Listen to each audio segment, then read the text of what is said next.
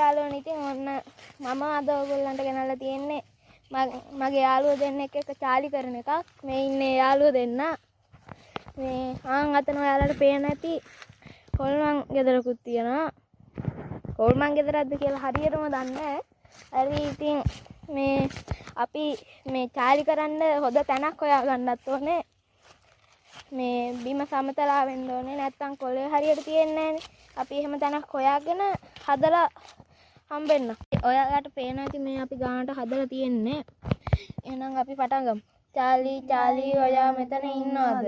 ඉන්නවා නම් සංඥාවක් දෙන්න. චාලි නෑ වගේ. අපි එහෙනම් වෙන හොල්මනක් ඉන්නවද කියලා. මෙතන වෙනත් හොල්මනක් ඉන්නවා නම් yes ඇටෙන්න.